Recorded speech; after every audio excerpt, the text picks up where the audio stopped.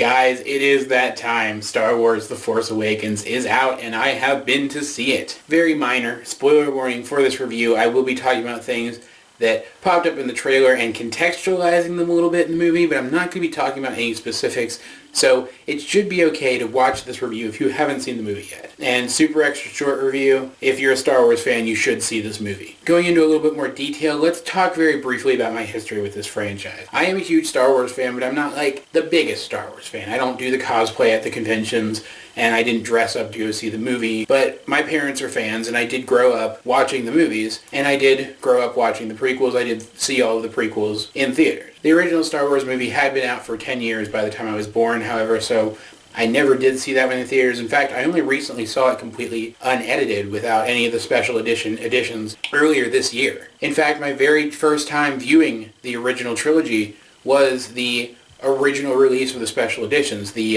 video cassette box set. And I was about 8 or 9 at the time, and as a kid I really ate them up. I really thought they were great, but that's because I didn't know that there was a difference between them and the original movies, and because my eye wasn't trained enough at that point to spot the differences between the editions and the original footage and where it didn't quite mesh together. I understand that George Lucas was trying to get those movies to the point where he felt comfortable with them, but there was no need to do that. They're not all masterpieces or anything, but they're all perfectly good movies, and there was no reason to change them. And so now, even though my original memories of these movies are of the special editions, I don't appreciate the special editions anymore. I really appreciate the original movies. And growing up, when I went to go see the prequels, and then as I grew up, having, seen them as a kid and then seeing them again as I got older, I was able to realize why it was that the special editions and the prequels don't work.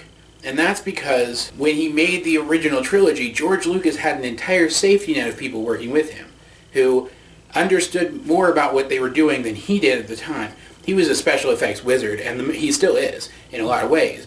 His special effects are incredibly innovative, and I really enjoy going back and learning about how he handled the special effects in the original trilogy, especially because he had to work around a lot of stuff that would make most special effects guys today cringe and completely abandon the project. But on the prequels and in deciding what would be added to the special editions, he didn't have that safety net anymore because now he's this legend that no one will stand up to. And it was when I came to this realization, I think it was when I was rewatching Attack of the Clones one point on TV, that's when I realized if they were ever going to make any more Star Wars movies, they would never be good as long as they were being helmed by George Lucas. He had to step back for the proliferation of this franchise. And thankfully, thanks to the intervention of Disney, thanks to them buying Lucasfilm, that's exactly what happened.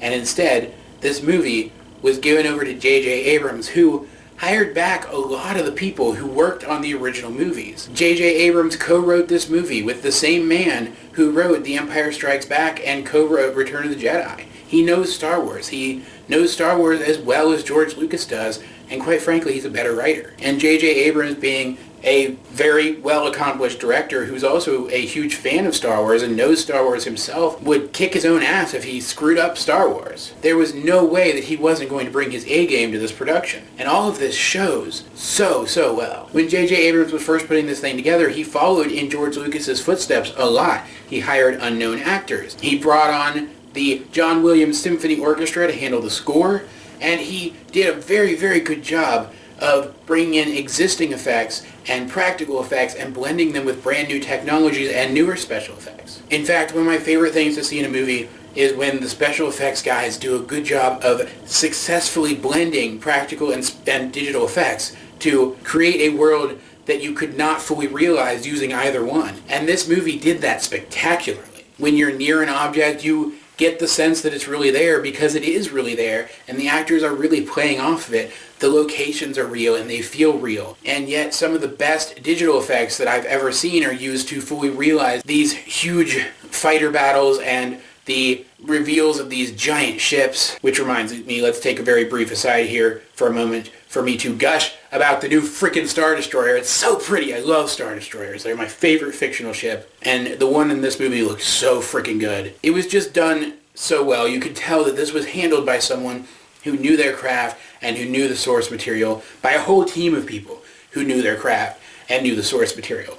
And the unknowns They were so good. Rey, the female lead in this movie, the hero of this movie, she steals the show. I'm absolutely in love with this character. I cannot wait to see where this character goes, and I can't wait to see where the actor playing her goes in the future. You have Finn, who's the male lead in this movie, was absolutely fantastic. He was witty and charming and funny, but he was also kind of awkward, and I really related to that. That was fantastic. It was a really refreshing thing to see on such a heroic character, and the two of them worked so well together as characters, and they played off of each other so well, and they worked as a team. Neither one of them was above or below the other one. They were a genuine duo, and I absolutely adored that. It was fantastic. And they meshed so well with the returning actors. As we all know from the trailers, Carrie Fisher, Harrison Ford, and Mark Hamill all returned in this movie. Yes, Luke is in this movie. I'm not going to talk about how he's in this movie because it's probably not how you expect, but I'm sure once you see how it is that he's in this movie, it'll make total sense to you. We had a new droid character in this movie as well, BB-8, who is much smaller than R2-D2 but follows a similar vein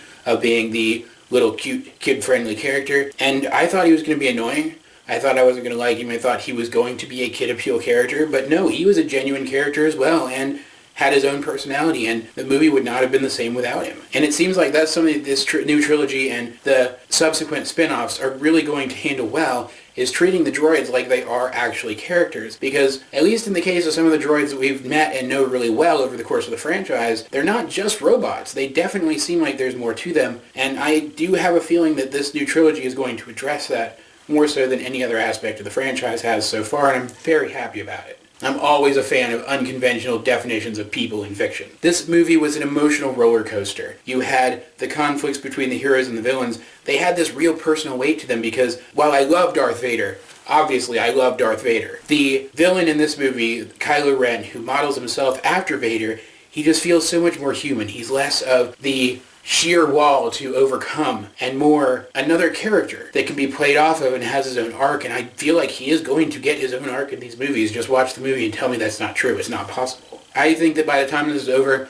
he is going to be as fully developed and realized a character as any of the other leads, and I'm so happy about it because one of the things that genuinely bothered me as I got older about the original Star Wars movies and the prequels is how black and white it was. There is a gray area in real life, guys. Talk about it. Seriously. And it definitely looks like these new movies are going to talk about that. They are going to deal with that gray area. However, there were some things about this movie that I didn't feel like they came together quite as well as they could have. First of all, the story in this movie is pretty conventional in terms of the hero's journey.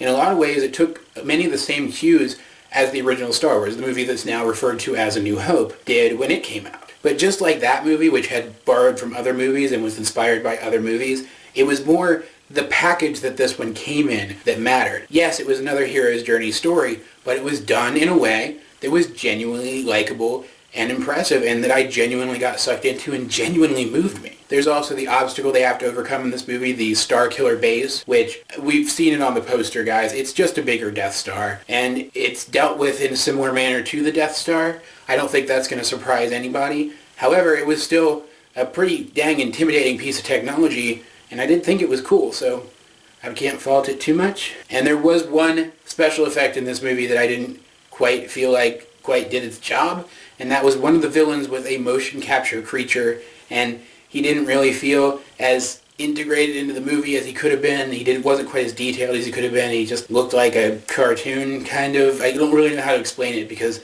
I'm sure there's a word for this. I just don't know what it is. I'm sure you understand what I'm talking about, though. Especially in like the early 2000s when CG was first being experimented with. It just didn't look like it was part of the surroundings.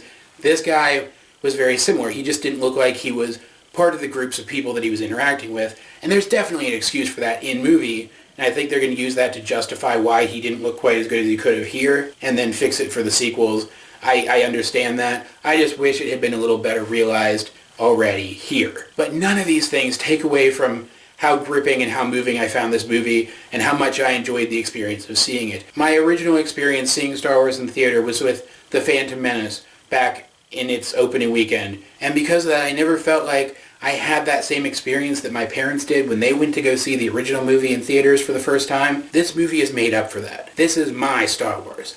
And I'm so happy to be able to say that because this movie is amazing. And like I said, if you are a Star Wars fan, you're going to love it. And I cannot wait until there is more of this. I'm just so happy. But guys, entirely spoiler free, what did you think of this movie? If you have seen it, let's get a discussion going in the comment section down below. Either way, this has been AJ22, and I will talk to you guys later.